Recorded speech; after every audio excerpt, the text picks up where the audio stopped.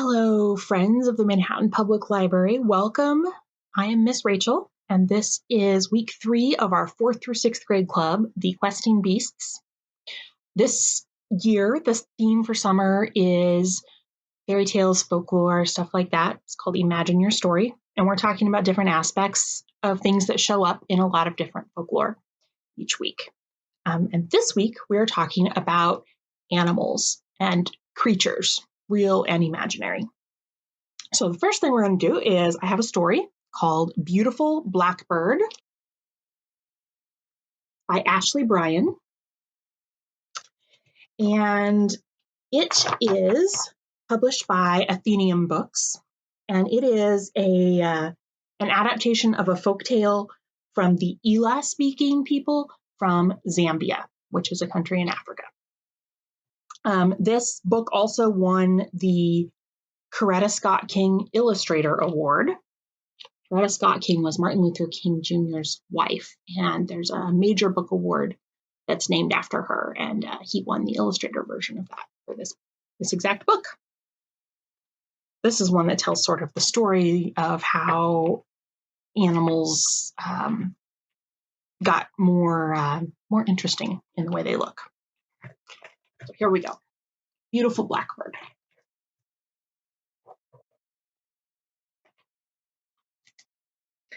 A long, long time ago, the birds of Africa were all colors of the rainbow. Clean, clear colors from head to tail. Oh, so pretty, pretty, pretty. Back then, though, birds had no marks of black on their feathers. From the tops of their heads to the tips of their tails, no markings of black. Whether large or small, Blackbird was the only bird who had it all. He does really stand out there, and the others have no black. One day, Ringdove called the birds to a festival in the forest. He asked them all to meet by the lake where he lived. Birds flew in from all over. With a flip-flop flapping of their wings and a whirring stirring of the air, they flew down to the lake from everywhere. The birds' colors were mirrored in the waters. They were red, green, yellow, purple, orange, and blue, pink, then black. Blackbird. Blackbird too. Ringdove called, "Coo-coo-roo, coo-coo-roo. I have a question to ask of you. Who of all is the most beautiful?" The colored birds never even raised a wing. They raised their beaks and began to sing, "Blackbird stands out best of all. Blackbird is the most beautiful. His feathers gleam all colors in the sun. Blackbird is the most beautiful one." That is shining. The birds circled Blackbird in a beak and wing dance, singing, "Beak to beak, peck, peck. Spread your wings, stretch your neck. Black is beautiful, Black is beautiful, They broke out of the circle for the show claws slide. Tip, tap, toe to the left, spin around. Toe, tap, tip to the right, stroke the ground. Wings flip, flapping as you glide, forward and backward in a show claws slide. When the birds were into their steps, Ringdove took Blackbird aside. "Oh, Blackbird, Blackbird, coo-coo-roo, coo-ca-roo, would you color me black so that I'll be black like you? My neck is plain, and that's a shame, 'cause Ringdove is my given name." Blackbird said, "Color on the outside is not what's in the inside. You don't act like me. You don't eat like me. You don't get down in the groove and move your feet like me. But come tomorrow to the sun-up dance. I'll brew some blackening in my medicine gourd. Then I'll swing a ring around your neck to go with your name."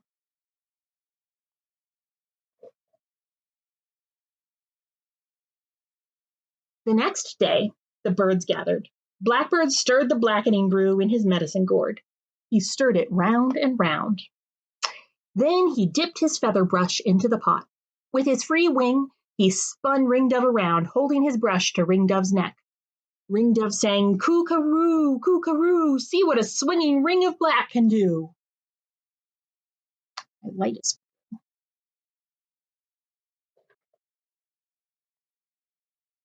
Blackbird bowed to the crowd as a chirping arose. "Ringdove's black is beautiful, beak to beak, peck, peck, peck. He's just like Blackbird around the neck." Oh, Blackbird, can we have some of that blackening too? We all need what your beak can do. You're such an artist with your feather brush. A touch of your black will be good for us. Blackbird said, tomorrow I'll mix the rest of my black roots in a larger medicine gourd. I'll give what I can give until it all gives out.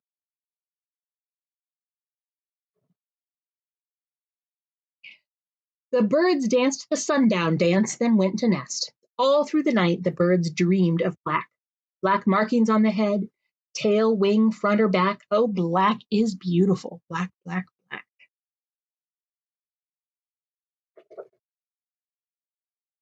Birds rose at sunup and took to their wings. Oh, way up high their colors filled the sky. With a flip-flop flapping of their wings, a stirring whirring of the air, they flew down to the lake from everywhere. Ringdove carried Blackbird's large gourd and set it down. Blackbird stirred with a stick in his wing and said, we'll see the difference a touch of black can make. Just remember, whatever I do, I'll be me and you'll be you. Blackbird tipped his feather brush into the pot and tapped out dots. Some were large, some were small. Close together or far apart, it was a challenge to Blackbird's art. With strokes long and short, he painted stripes. Blackbird swept his brush strokes steady. He drew lines only when his brush was ready and full with the black, black brew. No two are quite the same. Dots and stripes and all kinds of patterns. And different locations on the birds, too.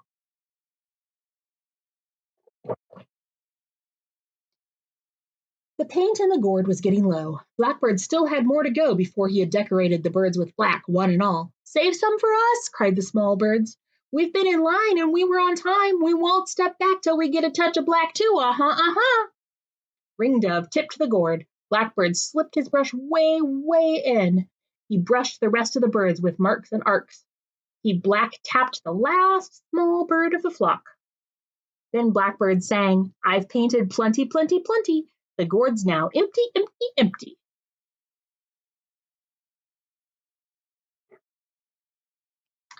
The birds surrounded Blackbird and sang, our colors sport a brand new look. A touch of black was all it took.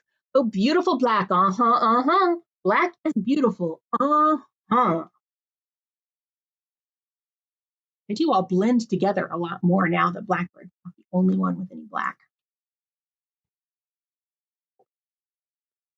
And there he is, flying away. Yeah, there's all kinds of traditional tales that feature animals. There's a lot of stories like this one that explain some aspect of the animal, like how, why the turtle has patterns on its shell, or sometimes it's just things like, why a particular creature has an extra short tail or an extra long tail or long ears. And it's usually because it got in trouble in some way and the ears got stretched out and then they had to stay that way as a punishment. We have a whole series of stories in the children's room in our fairy tales and folklore neighborhood that are about different animals in Africa and ways that they became the way they did. My favorite probably is Hot Hippo by Munye Hadithi, where the hippo is hot all the time and so it wants to be in the river.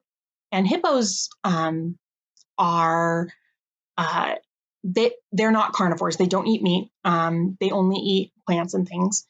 And so the hippo promises that it won't eat any of the fish. If it's allowed to go in the river, it won't eat the fish.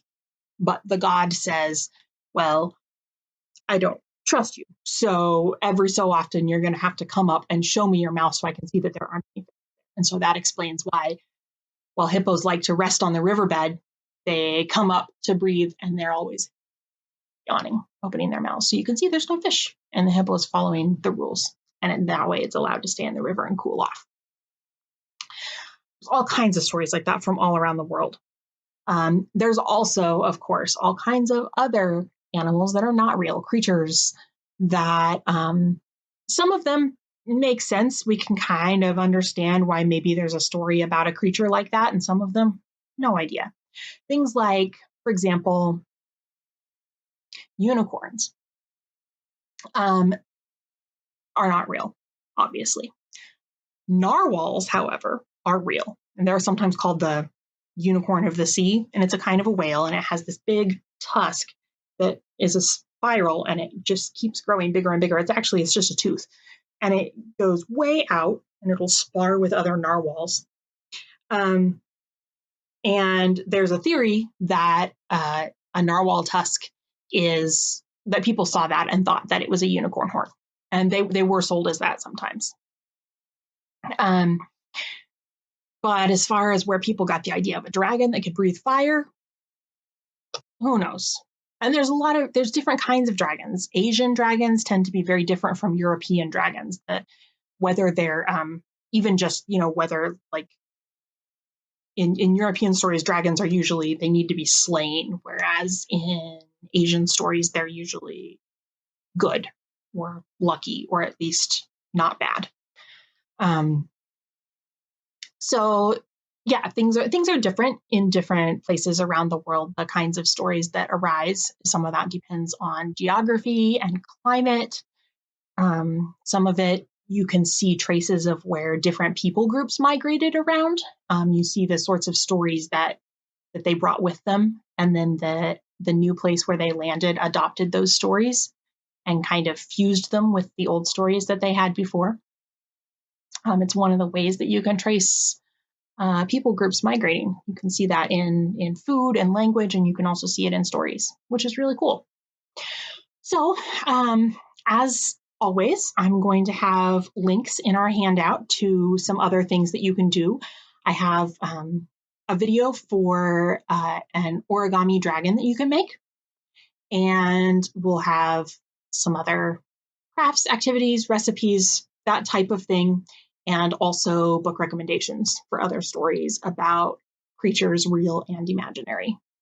And then I will see you next week for our final club of the session. So, bye.